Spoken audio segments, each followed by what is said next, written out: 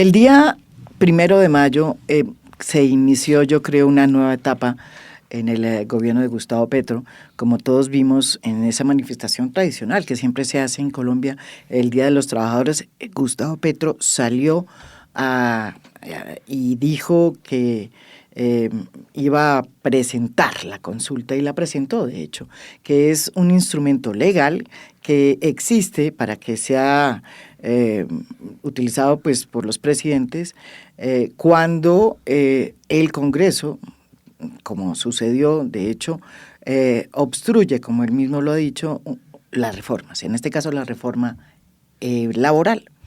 Y decidió optar por la vía de la consulta. Presentó las 12 preguntas después de desenvainar la espada de Bolívar. La manifestación fue realmente pues grande, y vinieron, como siempre, digamos, comunidades de muchas partes de Colombia, incluyendo la Minga indígena y la Guardia, en fin, estaban ahí. La invitación que hacemos hoy en este podcast es a analizar el discurso de Gustavo Petro, porque creemos que fue el comienzo de la campaña, porque ahí mismo dijo dos cosas: yo no me quiero reelegir, pero quiero más o menos que el próximo presidente sea afín al proyecto que yo represento. Y comenzó la campaña. Dejémonos de decir las cosas como son. O sea, comenzó la campaña. Vamos a ver si este camino que se abre, a dónde nos lleva. Comenzó la campaña, además, de manera temprana. Las invitadas de hoy son precisamente dos personas, dos mujeres que han trabajado muchísimo en el tema del devenir de este país, cada uno desde su ángulo. Bienvenida aquí Marta Ruiz, periodista, fue miembro de la Comisión de la verdad, que fue una de las, digamos, de su informe, es uno de los informes que yo creo que hay que seguir rescatando de la memoria de los colombianos, de la corta memoria de los colombianos. Bienvenida aquí. Muchas gracias, María Jimena. También está María Camila Moreno, es directora del ICTJ. Ella también ha estado metida desde allá haciendo toda clase de proyectos y tratando de entendernos, ¿verdad? Lo que pasa, fue hasta hace poco también miembro de la comisión negociadora para la segunda Marquetalia. ¿No? Muchas gracias, María Jimena, por la invitación. Comencemos por lo que pasó, María Camila, por lo que pasó y el discurso de Gustavo Petro. En ese discurso se vio al Petro agitador, el Petro que sabe agitar las masas, porque en eso sí que es muy bueno, sí. El presidente Gustavo Petro. Sí, efectivamente, yo creo que pues lo que vimos ayer fue eso, ¿no? Al Petro en campaña, sin duda, no solamente en campaña por la consulta, lo cual es legítimo, pero también ya en campaña por la continuidad del proyecto progresista, sin duda, ¿no? Con mensajes hacia el Congreso, no únicamente de cara a la campaña presidencial, sino también de las campañas al Congreso de la República, y el Petro agitador. Realmente, pues él se crece en esos escenarios, ¿no? Ese es como su espacio natural. Con una plaza de Bolívar absolutamente llena, fue un discurso emotivo, como suele ser los discursos de presidente Petro en la plaza pública, cargado de símbolos, como también le gusta a él, ¿no? Sí. La espada, la bandera. Yo a veces me pregunto... Cosa que fue muy criticada, que sí, está siendo muy criticada sí, por todos los que no están de acuerdo. Todo, ¿no? Sí. La bandera esta de rojo y negro y blanco, de libertad o muerte. Yo sí me pregunto, María Jimena, perdón, María Jimena, yo sí me pregunto de dónde o cómo escoge los símbolos que quiere posicionar, ¿no? Es bastante extraño, ¿no? Para que unan a la ¿Por gente? qué una bandera de libertad o muerte? ¿No? Que uno podría decir que en este país desgarrado por la violencia, por la muerte justamente, pues tal vez no es el símbolo más conciliador, digamos, ¿no? Para estos momentos de nuevamente de escalada de las violencias en el país. Pero también es un mensaje de cambio, ¿no? De transformación, o cambiamos, ¿no? Es un poco también el mensaje que está detrás de eso. Y pues por supuesto la espada de Bolívar, pues que es un símbolo del M-19, pues tan fuerte, ¿no? Pero entrando, digamos, como en el contenido. Dijo la frase, estamos aquí con la espada desenvainada, pero sin armas. Sí. Dijo sí. así, ¿es la frase? ¿Algo así? Sí, el símbolo de la libertad en últimas, ¿no? O sea, porque pues al final es el libertador Simón Bolívar y lo que representa, digamos, en la conformación de nuestra nación. Ya me llamó mucho la atención también la referencia que hizo a la Gran Colombia. Él dice, sí, si pasa la consulta voy a convocar a Venezuela, Ecuador, a que volvamos a hacer la Gran Colombia, ¿no? Otra vez este discurso a veces un poco delirante, grandilocuente, ¿no? De volvamos a la Gran Colombia, la unidad de las Américas. Que claro que obviamente es una agenda de la región, ¿no? La unidad de la región, pero puesto, digamos, en términos de la Gran Colombia y la espada de Bolívar, pues sí, es un poco teatral, ¿no? Sí. Pero bueno, pues ese es el tipo de performance que él suele utilizar. Yo resaltaría allí, digamos, un par de cosas para empezar. Uno es, a propósito de lo que decía al principio, ¿no? Está agitando ya la campaña al Congreso. Obviamente en este ambiente tan crispado en el que tenemos con la mayoría de los medios de comunicación en su contra, pues cuando él dice, le propongo un pacto al pueblo, no para que me reelijan a mí, sino si la consulta no es aprobada por el Congreso, que no vuelvan a votar por esos congresistas, ¿no? Eso lo dijo también aquí el ministro de Armando Benedetti. Sí. Eso es una... Pero eso es perfectamente legítimo, sí, claro. Por sí, supuesto, el pueblo finalmente es el que decide por quién vota en las elecciones al Congreso, y claramente aquí hay un mensaje de campaña, y es un llamado a votar por el proyecto progresista y por congresistas que realmente... Y por castigar a los que no... Y exactamente, y porque el voto popular castigue a quienes no estén, digamos, con la lucha del pueblo.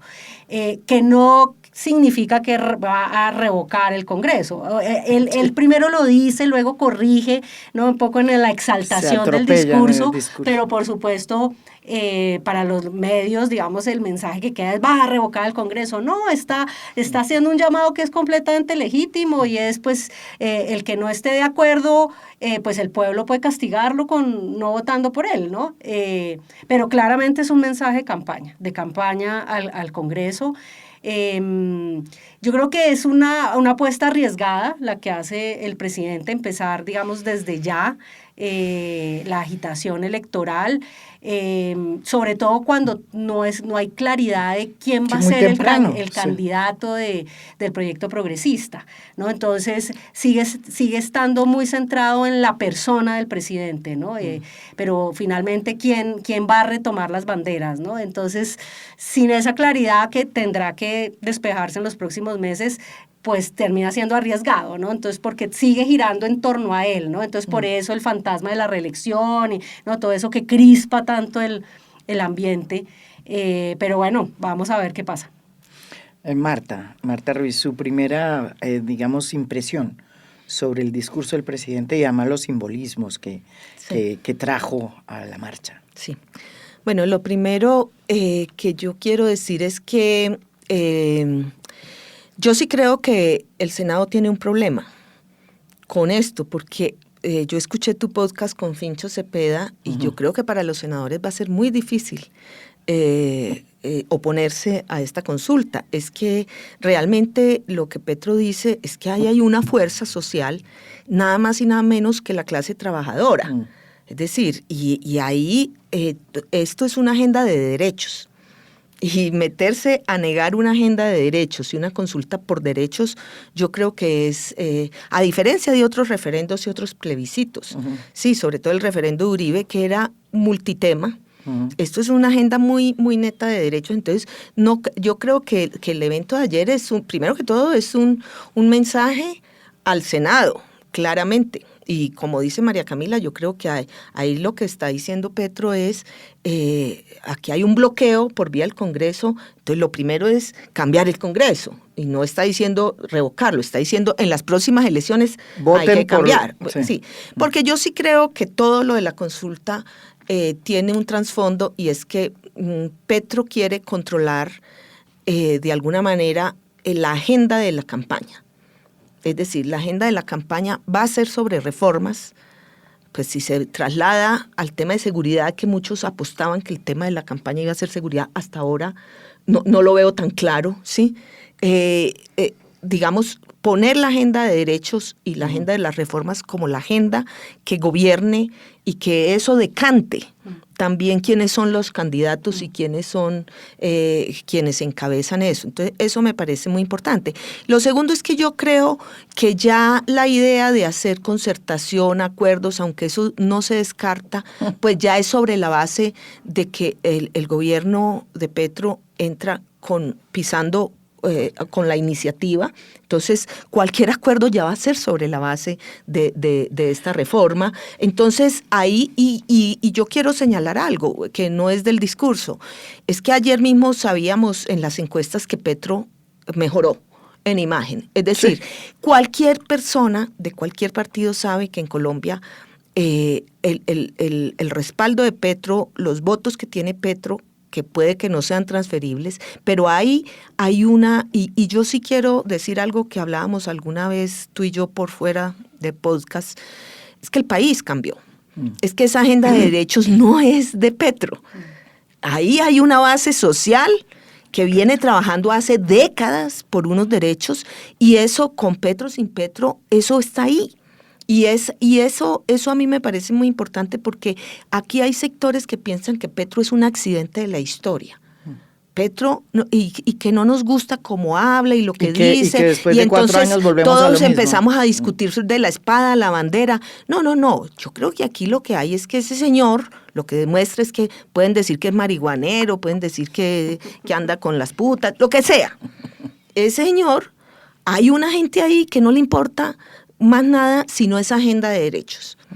Y eso es muy importante, y eso lo tienen que entender los políticos que quieren jugar hacia adelante, porque Petro no es un accidente de la historia, está representando un momento histórico de Colombia donde hay un cambio en la sensibilidad social del país. Sí. Ese es su legado, de hecho. ¿Usted qué dice? Hay un cambio, pero hay mucha gente, la lectura que hace, yo estoy totalmente de acuerdo. Aquí hemos hablado de la evidencia de que hay que leer bien este momento, porque el país cambió. Y no es el país de antes, ni el país de Uribe, ni el país de Santos tampoco. Pero, María Camila, mucha gente lee de manera distinta. Entonces dicen, no, es que lo que está pasando es que él lo que está utilizando es el dinero de los colombianos para financiar estas marchas, estas protestas y esta campaña y esta consulta, con el propósito de, y me lo dijo aquí una persona muy respetada en la política, con el propósito de poner un candidato afín a su proyecto político, y que ese candidato meta un articulito para que Gustavo Petro pueda volver al poder. Hasta allá hemos estado elucubrando. ¿Qué le dice? O sea, ¿qué pasa con esa lectura que hace ese país que insiste en no entender qué es lo que está pasando? Porque yo creo que se nota que no están entendiendo qué es lo que está pasando, y dividen el mundo entre unos allá y otros acá, y esa división ya no da. Yo creo que también tiene que ver con nuestra herencia de un poder presidencial tan personalizado, ¿no? Entonces, al final el debate termina siendo quién va a ser el heredero de Petro y quién son los candidatos. Y yo coincido con lo que dice Marta. Estamos en un momento muy interesante en el que probablemente si efectivamente se logra posicionar la idea de que el debate tiene que ser realmente programático, estemos en una discusión sobre derechos y sobre programas. Yo lo que le entiendo al presidente, y ayer lo volvió a plantear en el discurso, cuando él dice es que no voten por mí, yo no quiero, lo repite varias veces. Él dijo finalmente una cosa que lo ha dicho aquí, nunca me voy a querer reelegir. Sí. Y yo le creo a No, Gustavo y él Petro. dice que además detesta la Casa de Nariño, que hay fantasmas y bueno, que eso es eso. una cosa hartísima. Pero aquí lo que en realidad, por lo que él está, insistiendo, en lo que está insistiendo, es en la reelección del proyecto político. Y del proyecto progresista, que es fundamentalmente un proyecto con una agenda social y de derechos. Claro. Y lo que creo que es muy interesante es que él quiere que ese sea el debate de la campaña electoral, pero va a haber una tensión, que es una tensión que seguramente va a ir cambiando a lo largo de los meses, porque ¿cuál es el tema que quiere posicionar sobre todo la derecha en la campaña electoral? El tema de la seguridad. O sea, hay unos insistentes mensajes y un discurso alrededor del deterioro de la seguridad, que por supuesto es cierto en muchas regiones, y quieren centrar, y nuevamente volvemos un poco a la situación en la una derecha que privilegia el discurso de la seguridad y una izquierda que no ha logrado realmente incorporar el tema de la seguridad como parte, digamos, de su planteamiento y una debilidad.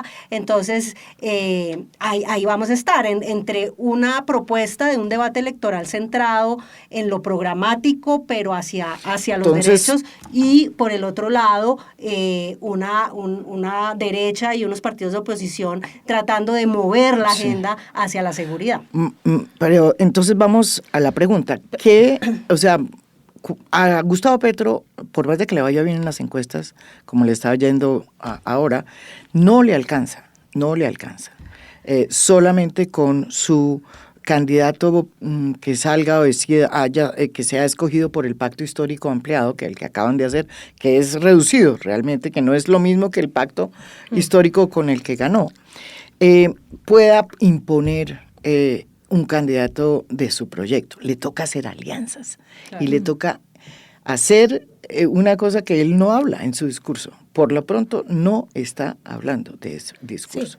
Sí, le va a tocar hacer alianzas. Pero, a ver, hay unas cosas que y eso yo así quiero, solo no se puede. Yo quiero que nosotros de una vez por todas matemos el fantasma de la reelección. En Colombia no va a haber reelección, es que esa puerta está cerrada en Colombia. Entonces, ese fantasma... Pero es que él mismo la abrió, ¿no? Él mismo la abrió. Cuando dicen... Yo creo que... No creo. No sí, creo, yo creo que eso no, cierto. Pero perdona, si él quiera, es que así él quiera, no puede. Por favor, no puede, es que ya la Corte obviamente. Constitucional, o sea... Sí, pero es que alentó a la petrofobia que dice que es que él va a quedarse en el poder. Pero para empezar ya no le da el tiempo, si así quisiera, o sea, cero ambiente político, eso es que fue un desastre la reelección, o sea, eso no va a pasar. Segundo, los que se alzan los pelos que porque Petro quiere dejar a... ¿Quién no quiere? O sea, el señor Álvaro Uribe dejó al señor Santos, sí. Santos no pudo dejar al que hubiese querido, que ya ni me acuerdo quién era, pero eso es absolutamente normal. Uh-huh. O sea, ¿qué partido político no quiere tener? Continuar. Entre otras cosas, porque el gran debate es si en 4 años se logran hacer cambios o no, y todos sabemos que un proceso de cambio, Colombia está viviendo una transición. Y eso yo se lo quisiera decir a muchos periodistas que escucho en las mañanas. El anciano régimen no va a volver. Tampoco vemos claro cuál es el nuevo régimen, pero nosotros hemos vivido un proceso de democratización de la sociedad y del poder. Democratización del poder, que yo nomás cuando me siento a ver las escenas del juicio a Uribe, veo al señor Iván Cepeda comunista, y veo al señor Uribe, digo, 20 años. En 20 años este país ha cambiado una cosa increíble. Es decir, este es otro país, y entonces los que creen que Petro va a dejar, no, es que la izquierda es el 30% del país. La izquierda ya es una fuerza, no, yo me crié en la izquierda. Y yo me acuerdo que la debate en los años 90 era, podemos una buena tercería. Sí, podemos ser los terceros. Sí. Y luego siempre era el 5%. 5% era la izquierda, entonces unos senadores y nosotros contentos porque tenemos 4 senadores. Hoy el país, el 30% del país vota a la izquierda. O sea, eso se llama proceso de democratización en Colombia. ¿Sí? Y en Colombia ya nosotros vamos avanzando hacia ser una democracia normal. Es que nosotros no éramos una democracia normal. Nosotros éramos una democracia en guerra, que ya de por sí no es y con muy poco de democracia y con una cantidad de anomalías. Entonces ya empezamos. Brutal, ya, sí. Ahora, el señor Petro ciertamente tiene un discurso destemplado. Sí, porque el señor que representa al país tiene no solo que pensar en reelegir su proyecto, sino que tiene que pensar en integrar a la nación y en generar. Entonces yo digo siempre que él tiene 3 grandilocuencias que yo creo que son muy preocupantes en su discurso. Uno, siempre está hablando de ellos y nosotros, es decir, sí. de una cosa irreconciliable, y yo, porque para lo que usted dice, a él no le alcanza. Es que el futuro de una democracia y de los cambios se define por el tipo de coalición. A nadie le alcanza, María Jimena. No, a nadie. La coalición que hizo Uribe cuando ganó y gobernó durante 8 años fue una coalición que se llevó a todo el centro. Todos los que hoy se denominan de centro eran uribistas. Correcto. Él logró armar una coalición de centro derecha que incluía a la extrema derecha y es una gran coalición. Lo contrario hizo Santos. Santos, que tenía una agenda mucho más democrática, hizo una coalición con la izquierda. Centro-izquierda, con Petro. Con la izquierda y con el Polo y con todo, y con Clara Petro, López y todo. Petro. Y eso, entonces, lo que define el futuro es el tipo de coalición. Yo tengo mi hipótesis. ¿Cuál es el tipo de coalición?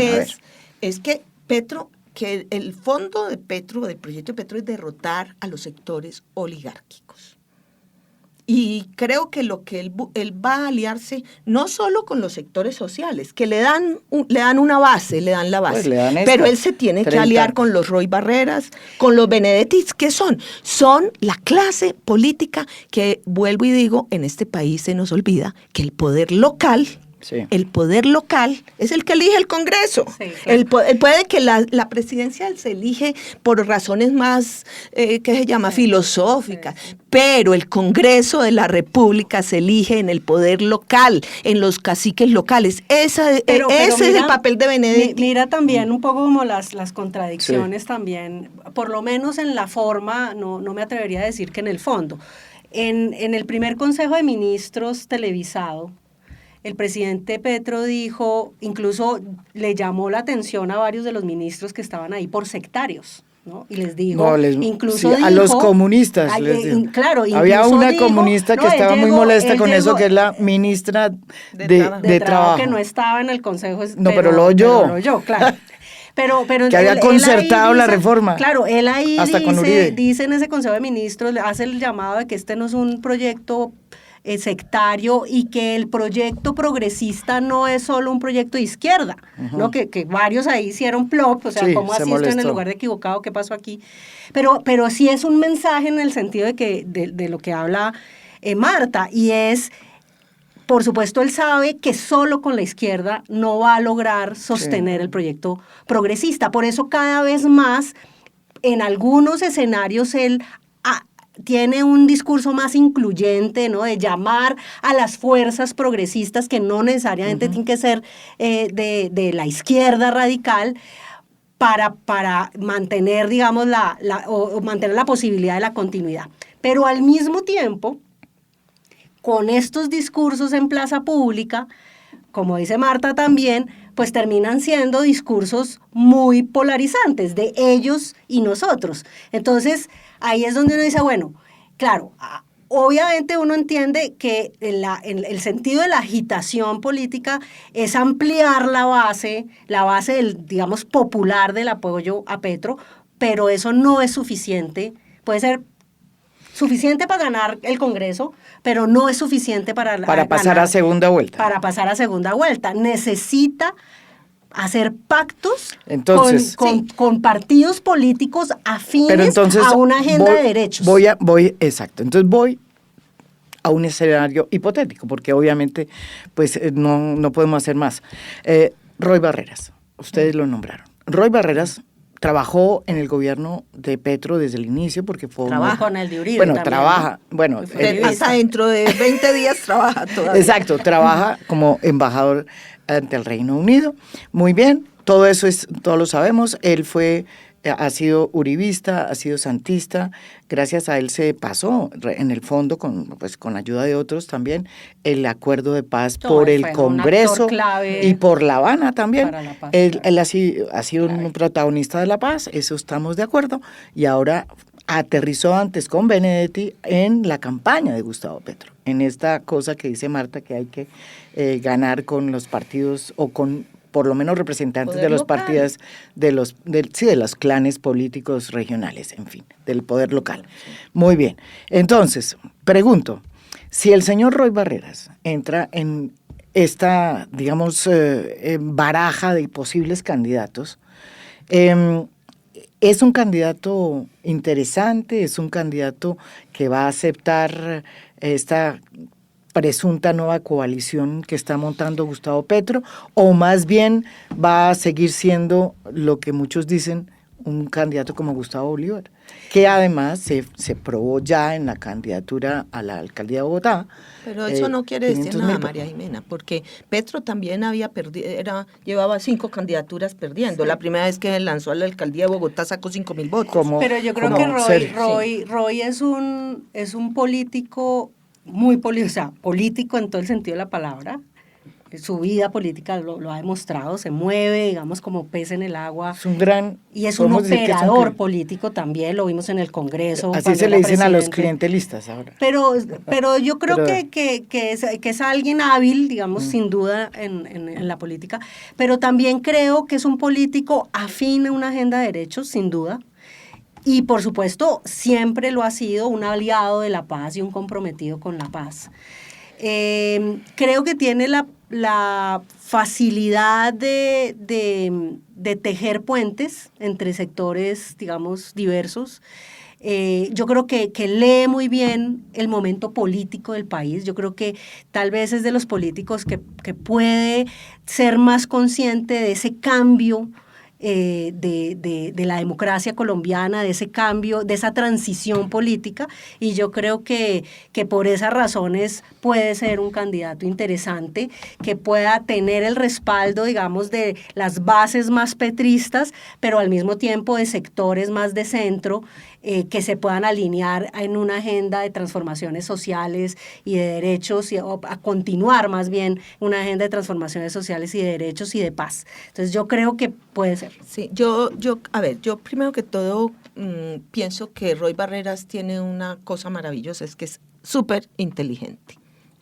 Señor, está muy formado y se viene preparando, y además tuvo el buen tacto de alejarse un poco de estas mareas, o sea que él viene completamente como refrescado. Yo creo que el gran atributo de Roy es la capacidad de hacer acuerdos. Pues, y yo creo que eso es algo que cuando Petro hablaba de que son sectarios, es que es el todo o nada. O sea, creo que hay mucha gente que rodea a Petro que es todo o nada. Y todavía en la lógica de los enemigos. O estás conmigo o estás contra mí. Entonces no hay matices. Y yo creo que Roy Barreras es un tipo que se sitúa en el terreno de lograr acuerdos. No es el todo o nada, es también un poco de acá, un poco de allá. Paradójicamente, Roy fue percibido durante mucho tiempo como un voltearepas, como un politiquero. No, voltearepas aquí todos. O sea, dígame aquí quién no fue uribista. Es que dígame aquí quién no fue uribista. Entonces, no, de los políticos. O sea, con Santos, mucha gente estuvo con Santos. Pues Santos fue uribista. Todo. Entonces, a mí, pues, en un país donde no hay partidos, o sea, yo creo que los únicos que no son voltearepas son los del Partido Comunista. Porque el resto, yo me veo que los del Polo se fueron para el Verde, del Verde se devuelven para no sé dónde, para el maíz. Sí, es decir, voltearepas todo el mundo. Y lo segundo pensando es que Roy, eso de la clase política, vuelvo y digo, es decir, es que lo que pasa con la clase política, vuelvo al discurso antioligárquico de Petro, es que en los territorios, en las regiones, hay unos factores de poder que son emergentes, no necesariamente criminales. Son porque es que, bueno, han vuelvo y digo, ido lavando sus algunos otros, pero también ha habido una renovación de cosas, o sea, tú ves, por ejemplo, las disputas hoy en el Magdalena son con Carlos Eduardo, o sea, es entre los Cote y otros, y así pasa en muchas regiones, y en Bucaramanga ha cambiado Caicedo, eso. Caicedo, sí. Sí. Entonces, hay unos cambios que yo creo que eso, de todas maneras, pues, y sin duda también, yo veo a Mancuso por ahí andando y yo digo, bueno, ¿esto qué? O sea, esta gente, estas personas que vienen, que son, porque es que la paz total no se desliga de eso, me da pena, pero es que la paz total no es una cosa, otra cosa ya. No, yo creo que la paz total hace parte completa del panorama político, claro. ¿Sí? Porque al final tú tienes, esos son poderes reales. O sea, lo que hay en los grupos, estos grupos armados tienen poder político real. Entonces tú, si estás pensando en una cosa, y yo no descarto que todos esos entornos de estos grupos, por lo menos el del clan, vamos a ver en qué termina esto de la negociación del clan, pero que terminen en una cosa. No tengo duda que entornos del ELN gravitan también alrededor del progresismo. Es decir, es que eso es del mundo real. O sea, lo que está diciendo es que, como siempre, todos esos entornos que son es el país, figuras que van a votar por un proyecto, como pasó como ha pasado, por ejemplo, cuando los paras votaron por Uribe. Digo yo. No, como ha pasado siempre, porque es que esos grupos, es que como las narrativas que se instalan es que son unos grupos, esos son unos grupos que tienen poder real. Bueno, y que también el Clan del Golfo tiene elecciones. sus propios congresistas también. Entonces hay que ver, para mí hay que ver eso de la paz total, como yo no veo claro que el Clan del Golfo vaya a ir a votar por la derecha que les va a dar plomo. Pues, o sea, no veo claro que el ELN vaya a votar por la derecha. Es decir, en el sentido que nos hemos decidido en pensar que es que esos grupos están al margen de la política. No, esos grupos no están al margen de la política. Nunca lo han estado porque han votado desde hace unos 20 años siempre por un presidente o por otro. Y es más, lo han dicho. Cada uno después los dice a su manera, lo han dicho tanto las propias FARC como los paras, que han sido estos dos. Eso es evidente. Esa es la gran pregunta, ¿por quién va a votar? Digamos, esos grises que hay, ¿no es verdad? Sí. Que unen a los grupos armados con grupos ni siquiera armados, pero yo creo que eso con la política local. A ver, ¿sí? María Jimena, tú aquí has dicho, y muchas veces lo has dicho, que Benedetti fue crucial para el triunfo de Uribe. Sí. Creo que es 1 millón de votos que se atribuye él que pudo haber atraído. ¿Cierto? ¿De Uribe o de Petro? De Petro, sí, eso sí. Entonces, hay una cosa, o sea, es que el problema aquí central es pasar a segunda vuelta. O sea, el primer esfuerzo que tiene que hacer Petro, y por eso su candidato no puede ser de la línea dura del petrismo, con 40%, es que necesitas pasar a segunda vuelta. 40% pasa a segunda vuelta. Por eso, pero necesitas... Pero es que eso no es endosable. Sí, entonces tú necesitas un candidato que pueda pasar a segunda vuelta, porque esa es la primera batalla. ¿Sí? Y ahí es donde yo sí creo que él dice hay que abrirse, y un tipo como Roy Barreras, para volver a la pregunta, pues es un tipo que puede ampliar mucho. Ahora, ojo, porque es que tipos como Gustavo Bolívar, pues son tipos muy importantes para la base petrista, son muy importantes porque es un tipo que representa unos valores de la antipolítica en cierto sentido, de la honestidad, de la transparencia. A mí me sorprende el cada que habla porque le creo, ¿sí? Es un hombre que habla y uno le cree porque es un tipo que habla como conectado con su corazón, no tiene máscaras o no se las he visto yo hasta ahora. Eso es súper importante porque yo sí algo creo que le ha faltado un poco al proyecto de gobierno de Petro, es como una transparencia, como cuál es el código ético. No. O sea, ¿cuál es el código ético? Sí, entonces, eso es el desafío de Roy. El desafío de Roy es decir, hay que levantarle el cariz ético a este proyecto, porque uno dice, a ver, aquí esto, que golpeen a las mujeres vale lo mismo, que hagan lo que sea vale lo mismo. Y la manera de hacer política es la misma que hacen tradicionalmente todos los demás. Pero un punto, María, yo le quería decir, María Camila, ¿qué pasa entonces en la derecha? Porque en la derecha aquí tenemos una situación bastante paradójica también, y es que la derecha existe, y yo creo que está empezando, digamos, a prender sus baterías, pero no tiene un candidato. O sea, Centro Democrático no tiene un candidato. El único candidato que tiene, única candidata, está por fuera del centro, que es Vicky Dávila. La impresión que uno tiene es que Vicky iba a ser un fenómeno político y resulta que no lo ha sido, por lo menos no se ve en las encuestas. Estamos muy temprano todavía, entonces no podemos decir nada, pero no es, digamos, esta cosa que todo el mundo pensó. ¿Qué está pasando y qué va a pasar en la derecha? Porque Germán Vargas, que estaba subiendo, fíjese, Germán Vargas sí estaba subiendo en la derecha, pero tiene unos problemas de salud, pero ahí está. Germán Vargas pues yo también me está ahí. atrevería a decir, María, que incluso Petro le está poniendo la agenda a la campaña de la derecha. Porque claro, hoy por hoy, ¿cuáles son los problemas que le importan a la gente? Que lo atiendan cuando vaya al médico, el acceso a la educación, la reforma laboral, es decir, toda la agenda de transformaciones sociales de este gobierno, quieran o no, van a tener que incluirla los candidatos de la derecha en sus campañas, porque eso es lo que la gente quiere oír. Entonces, eso ya, incluso uno empieza a oír a María Fernanda Cabal, a Miguel Uribe, ¿no? Entonces que están ya a la misma Paloma, ¿no? Con iniciativas y ideas de cómo resolver el tema de la salud, de la educación.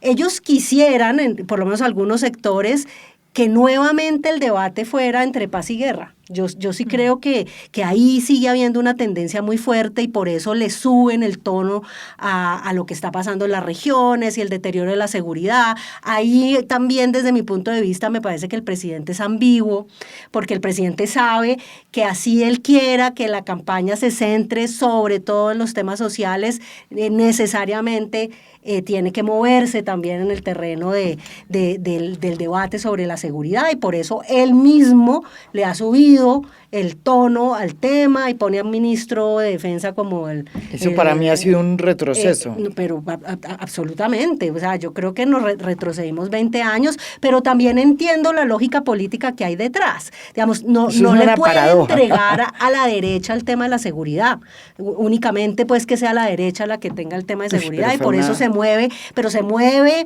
en el filo de la navaja y eso puede salirle mal. Entonces yo creo que ahí hay un reto interesante también para la derecha. ¿Qué tipo de discurso al final van a configurar para meterse de lleno a las elecciones? Y todavía no lo vemos claro. O sea, hay una cosa, un titubeo que no termina de tomar forma. Como usted dice, Vicky, pues Vicky tampoco termina como de incorporar una narrativa clara. Ella habla de todo y de nada, no convence del todo, ¿no? Con un lenguaje agresivo también, ¿no? Como se está quedando todavía muy en las formas. Obviamente es muy temprano, sí, muy ¿no? temprano. Muy temprano. Habrá que ver un debate ya en serio, cómo llega Vicky, con qué realmente herramientas tiene conceptuales para enfrentarse a un candidato, digamos, como Roy Barreras, por ejemplo, si fuera el caso. Entonces yo creo que ahí tampoco hay claridad. Es que el panorama todavía, a mi modo de ver, sigue siendo muy... Yo muy tengo una poco diferencia claro con ustedes sobre Vicky. Yo no veo... porque es que yo creo que, y recordemos lo que pasó con Rodolfo Hernández, la gente puede terminar votando así la persona no sea solvente. Sí, así puede llegar a, y yo creo que va a ser muy importante qué pase con la economía en estos meses. Que va bien, ¿no? Se supone. Sí, la economía va bien, pero el gobierno está hay gasto, tiene un déficit fiscal muy alto. Déficit fiscal y por ejemplo, lo de la salud, eso sigue sin resolverse y eso va afectando. Yo creo que recordemos que las votaciones son emocionales. O sea, lo que tú dices, Petro intenta poner una agenda, pero la votación es emocional, es algo muy emocional. Yo creo que la gran desventaja de Vicky es la inexperiencia, porque la gente sí resiente la falta de ejecución, muchas cosas de este gobierno se lo atribuye incluso a la inexperiencia. Entonces, de Petro, sí. Sí, y de su equipo. De la izquierda. Y de su equipo, sí. Entonces, cosa que yo también no estoy tan segura, yo lo que creo es que también Petro intentó salirse de unos modelos de ejecución, pero es que el cambiar el Estado es súper difícil. Pero yo lo que creo es que la derecha está en un problema muy serio, porque la derecha no solo es un problema de candidatura, es que no tiene discurso. Porque es que el discurso de la seguridad ya no le sirve, porque es que nadie va a volver atrás, nadie va a volver a los bombardeos. Eso ya este país... No, es que no tenemos el mismo desafío de antes. Para empezar, no hemos leído qué es lo que pasa. Y segundo, así saquemos las tropas a desfilar y los aviones. Eso ya no es. Entonces, tampoco la derecha sabe cómo enfrentar el problema, porque como lo sabemos, es un problema económico, es un problema de modelo económico, de modelo de desarrollo y de qué vamos a hacer con una economía que no la podemos sacar. O digámonos aquí las verdades. No podemos acabar la economía de la coca, porque la economía de la coca pues resulta que es la que mueve el consumo y mueve los sectores que más se mueven en la economía en este momento. Vamos a revisar la economía de los conciertos, a ver si queremos de verdad. Entonces, este es un país atrapado en una economía suprema. Mire lo de Papá Pitufo. Pues es que nosotros pensamos que las economías ilegales son marginales, son soterradas. No, las economías ilegales hacen parte aquí del Chicó, ¿sí? Entonces, ese es un tema que yo creo que es importante, porque la derecha, ¿qué tiene para ofrecer? ¿Glifosato? Tiene para ofrecer... Bueno, ya Petro hace glifosato. Sí, por eso. Entonces, yo no le he escuchado a la derecha nada que permita decir, oiga, vamos a resolver. Es que ya nos hemos gastado todas las fórmulas, es que se necesita ser muy creativo, Marta, pero tampoco ha sido afortunado, y eso es más para la derecha que para el propio Petro, para la izquierda, perdón, que para el propio Petro. Tampoco ha sido afortunado la izquierda, y en este caso pues el gobierno de Petro, para diseñar como una estrategia de seguridad. Este es un hándicap de la izquierda, y se le nota a Gustavo Petro. Sí, eso tiene ahí un hueco que no ha podido llenar. Pero hay ¿Por qué no lo ha podido llenar? Yo estoy de acuerdo, porque yo creo que la izquierda no ha entendido los problemas de la seguridad. Pero hay otra cosa que yo creo que es muy importante, es que no hemos caído en cuenta que las Fuerzas Armadas, la paz tuvo un impacto, no Gustavo Petro, la paz tuvo un impacto en las Fuerzas Armadas. Es que tú tienes unas Fuerzas Armadas así, con una doctrina, con unos planes, y de repente le dices, ya usted no es. Y voy a el decirte, desafío es distinto, el enemigo es chiquito, no es el enemigo grande. Y no olvides que hay 50 generales llamados por la JEP para rendir cuentas por una cosa que hemos minimizado, pero es que el impacto de eso en las Fuerzas Armadas es brutal. Es que son 50 generales, estamos revisando el pasado, y yo les voy a decir, es que el pasado espanta. Ese pasado no va a volver, ese pasado no puede volver, porque la JEP y la Comisión de la Verdad están hechos para que ese pasado no vuelva. Y eso ha cambiado la moral, la percepción, la capacidad, la idiosincrasia de las Fuerzas Armadas. Son otras Fuerzas Armadas. Yo ahí tendría un matiz con relación a esto de que la izquierda no ha podido con el tema de la seguridad. Yo no estoy tan segura, porque yo creo que sí hubo un planteamiento distinto en este gobierno. frente a la seguridad. Justamente. Pero caramba, terminamos justamente en un ministro militar. Claro. O sea, pero yo un creo que el revés. problema, pero yo creo que el todo lo que hicimos problema es la doctrina de las fuerzas militares. Yo creo que el problema es que las fuerzas militares siguen pensando el conflicto como si estuviéramos en el 2016 para atrás. Y creo que no se ha adaptado realmente la política de seguridad a esta nueva realidad de grupos fragmentados, de la territorialización del conflicto y las violencias. Sí, eso se desafío. trató de hacer con la nueva política de seguridad, pero eso no pegó allá adentro. Entonces siguen funcionando con la misma lógica y las mismas categorías de análisis. El enemigo tremendo, antes, inmenso. Claro, entonces no es un problema únicamente del gobierno. Y fíjese que es tan claro que no se pudo dar realmente el giro que el presidente decide poner un ministro como el ministro Sánchez militar. para devolverse. No, O sea, pero yo también ahí creo que el esquema como se planteó la paz total, que era una gran idea, pero la manera como se hizo también tampoco ayudó. No, claro. Porque es que tú te metes en unas treguas voluntaristas. No, además unas treguas en un desconocimiento de los territorios y de realmente lo que ocurre en los grupos. Entonces al principio casi que les dijeron cómo quiere que yo lo llame, yo le doy el estatus. Y cómo quiere que yo firme el acuerdo de cese al fuego. Eso no se puede. Entonces yo sí creo que en la estrategia de seguridad se vio súper atravesada. Nunca pudieron dialogar esas dos estrategias. No. Ni siquiera, que no sé si eran estrategias, pero por lo menos esas dos propuestas, esas dos ideas, porque creo que en la paz total tampoco había una gran estrategia. No. Digamos, se ha ido haciendo ensayo-error. Un gran diagnóstico sin estrategia. Sí.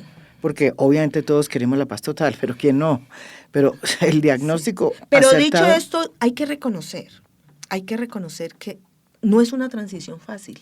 No. O sea, nosotros llevamos 70 años en guerra, unas fuerzas armadas. No es decir, es una transición. no es una transición fácil, es una transición que toma tiempo, que necesita liderazgos. Las fuerzas armadas están sin liderazgos. No solo por yo creo, y de hecho ese va a ser el reto en las campañas para todos los candidatos. Y vamos a ver qué candidatos van a tener realmente la capacidad de leer la nueva realidad y proponer una política de seguridad adaptada a esa nueva realidad, porque en este momento todos hablan de lo mismo. No, hay que fortalecer las fuerzas militares, hay que no sé qué, están paralizadas. Sí. Ninguno hasta ahora tiene un discurso elaborado, riguroso, sofisticado sobre el tema de la seguridad. Y ese es un tema clave, porque si hay algo, un legado que deja este gobierno, y yo creo que eso sí hay que reconocerlo, es una nueva comprensión del conflicto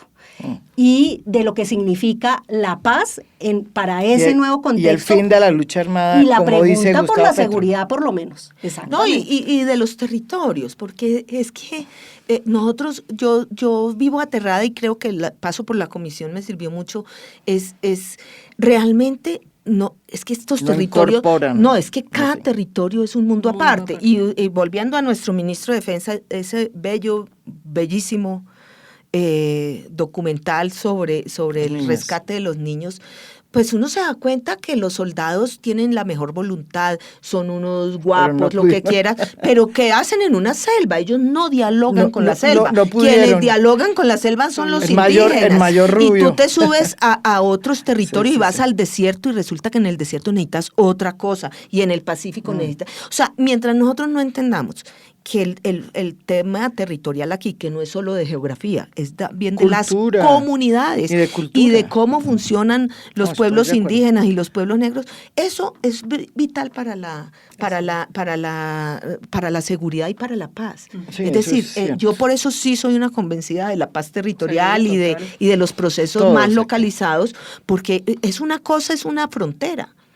Tú tienes que entender cómo vive la gente en la frontera, cómo funciona la frontera. Y yo creo que ese país ya cuenta, fíjese, ese país ya cuenta. Claro. Cuando le preguntan a uno, ¿y de dónde viene ese 37%, ese 40%? Bueno, viene en gran parte de estos territorios que hoy hablan, hoy se manifiestan. ¿Sí? Pero voy a otro nombre, porque yo creo que si uno ve las encuestas, que yo sí creo en ellas, yo también.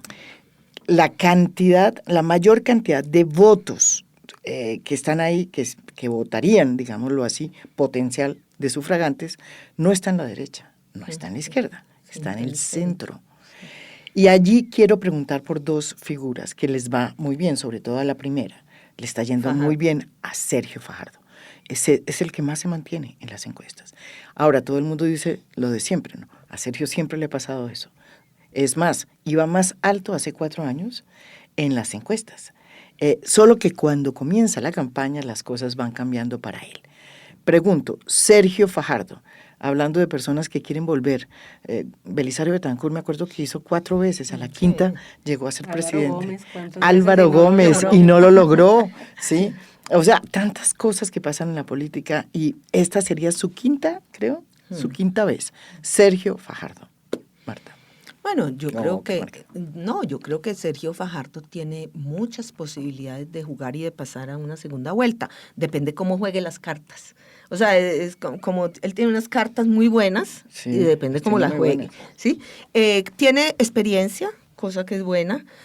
Ha sido, digamos, tiene todo lo que le falta al presidente Petro, que es como ponderación, tranquilidad, pero no creas, el hecho de que sea una persona que no es tan claro su agenda de reformas. O sea, es que vuelvo al tema del cambio. La gente realmente quiere un cambio y no unos pañitos de agua tibia. Exacto. Entonces, si Fajardo sabe jugar, Fajardo puede ser definitivo para inclinar la balanza a la derecha a la izquierda. Yo me temo que el centro siempre termina yéndose para la derecha. Casi siempre, sí. Y Bueno, me pero preocupa eso. Es en más, la yo creo pasada, que ¿no? Fajardo es más crítico con Petro que con la derecha, a mi juicio.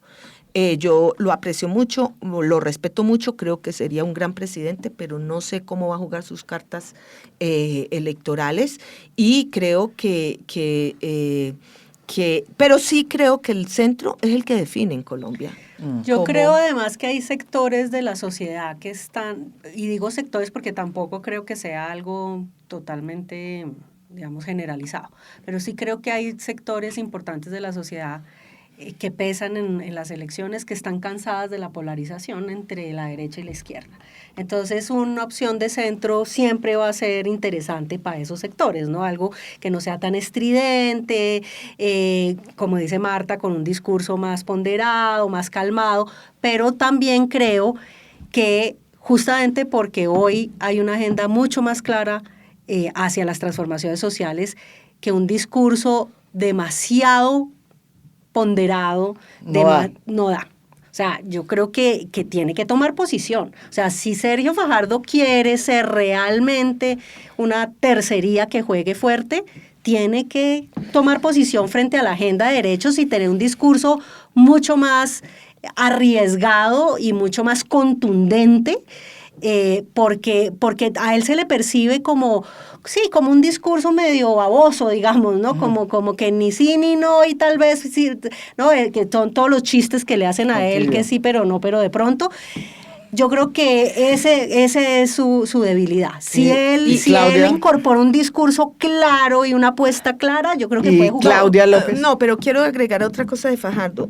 A mí me parece muy delicado que Fajardo, en consecuencia con lo que dije anteriormente, que es clave la política local, los congresistas, si él sigue pensando que no necesita congresistas, que solo con el morir le basta, pues se va a ver muy mal en una segunda vuelta para ganar, porque es que necesita sumar, y él no es sumar para que vengan a mí, él también tiene que ir allá.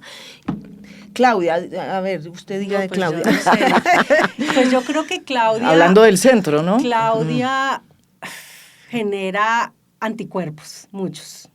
Yo creo que ella después de la alcaldía, ella pensó que iba a tener, digamos, ahí un acumulado que le iba a hacer, y yo tengo mis dudas. Yo creo que ella, hay muchas críticas, ella también me parece que es muy ambigua en su discurso, en algunos temas tiende más hacia la derecha, en otros menos, digamos, claro, ese es digamos, la característica del centro, pues obviamente toma de aquí, toma de allá.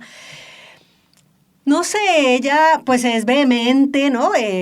Lo que no tiene Fajardo, digamos que es mucho más aguerrida, vehemente, tiene un discurso más claro. No sé, Sí. pues es mujer, entonces eso, digamos, es un factor importante para bien y para mal en una sociedad tan patriarcal como esta. nosotros. No sé, Marta. Yo veo que Claudia tiene mucho espacio para crecer. Yo creo que Claudia es una líder muy importante de este país, creo que tiene experiencia, tiene discurso, es así que puede entender estos temas de seguridad, de paz, no le da asco. No. Coger los temas, ¿sí me entiendes? Tiene muchos hígados, eso, y yo creo que depende mucho el tono que coja la campaña. Depende mucho el tono. Claudia puede jugar. Claudia es la antípoda de Roy Barreras en términos de la clase.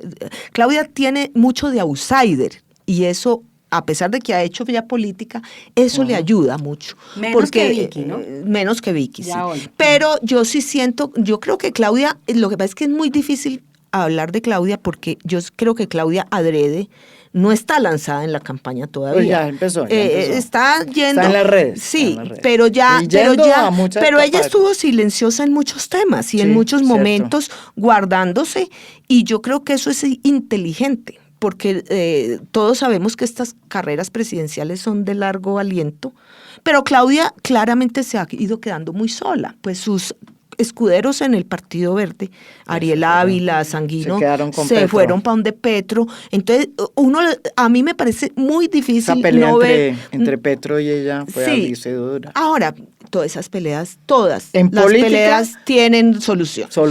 Todas tienen solución. O sea, es más posible que haya una alianza, voy a decir, claro, sin con duda. Claudia López, desde el progresismo de Petro, digámoslo así, del partido que con Fajardo. Claro, sí, porque es que hay más puentes.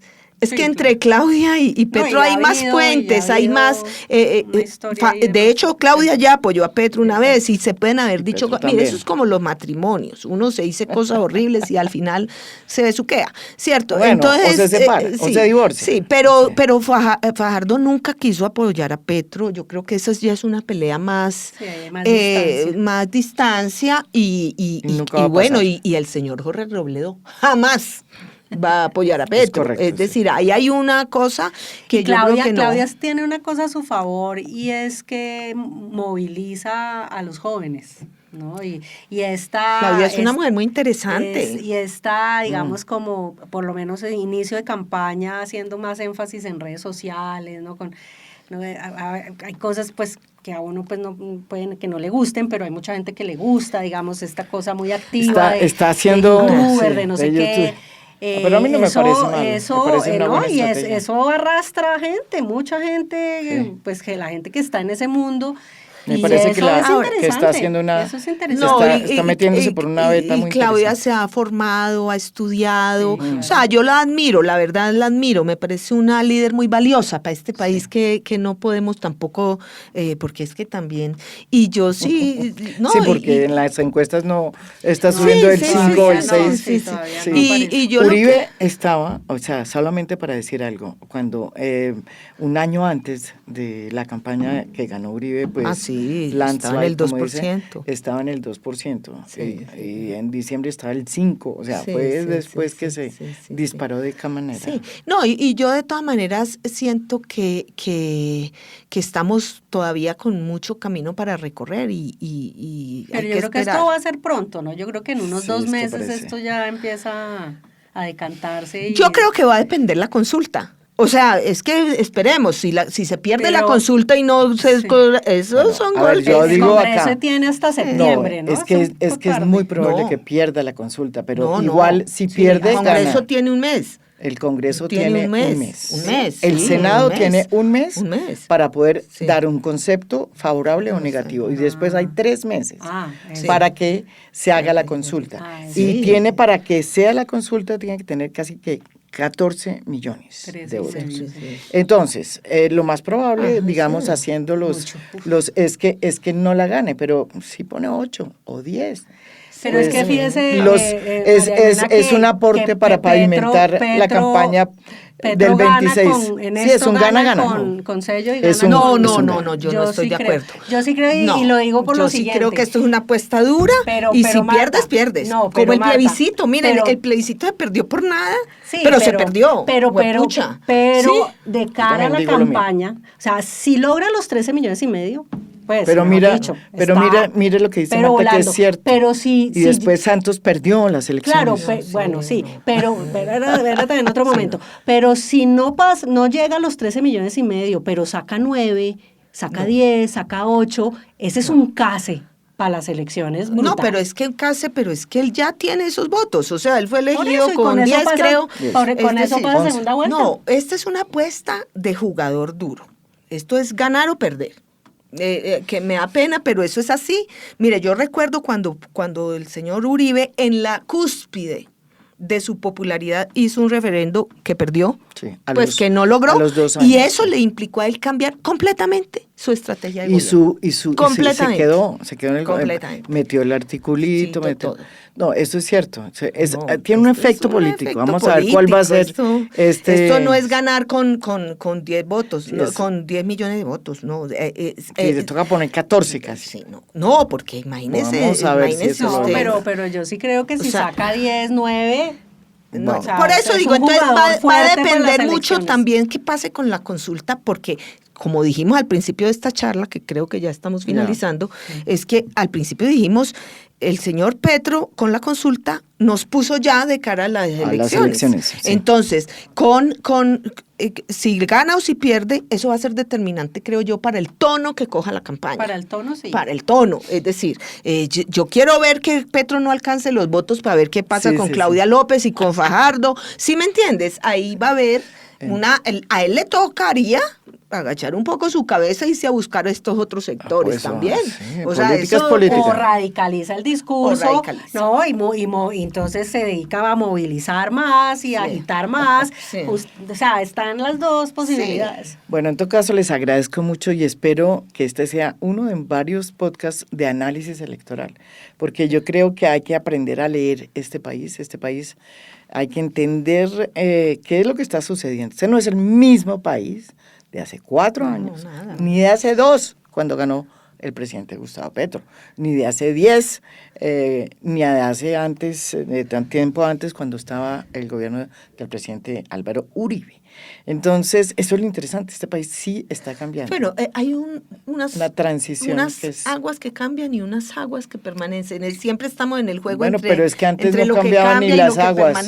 ¿no? Pero es que hasta antes ni cambiaban las aguas, eso es interesante. Sí. Y de un tiempo para acá están cambiando las aguas. Eso sí hay que decirlo, este país ha vivido un proceso de democratización y ampliación de la democracia muy grande. Yo les agradezco esta franqueza y este análisis, además un poco sin tantas, digamos... tecnocracia. Bueno, no sin tantas... Sin filtro. Sin filtro y a fondo. Muchas gracias. Muchas gracias.